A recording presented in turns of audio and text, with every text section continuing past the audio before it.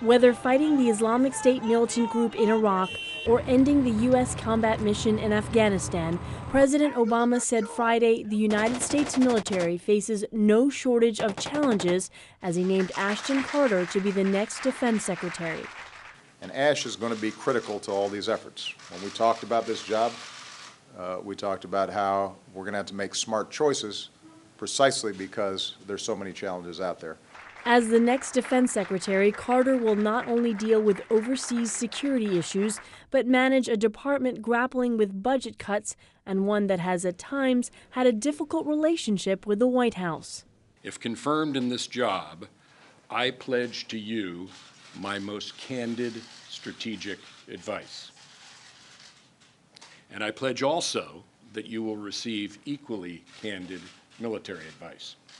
Carter would replace Chuck Hagel, who senior U.S. officials say was forced out as Pentagon chief due to concerns about his ability to take on the fight against the Islamic State in Iraq and Syria. Unlike Hagel, Carter did not serve in the military or in Congress. He spent his career at the Department of Defense as weapons buying chief and deputy secretary from 2011 to 2013. Called an innovator, reformer, and a scholar by the president, Carter has a doctorate in physics and is said to be an expert in high-tech and nuclear weaponry.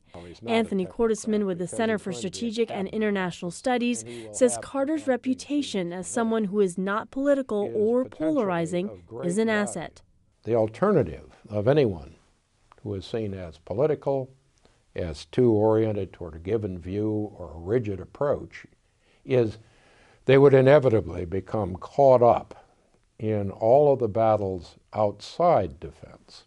Cordesman says given budget cuts and conflicts in Iraq, Syria, and Afghanistan, among other challenges, the next defense secretary cannot afford to get caught up in such battles.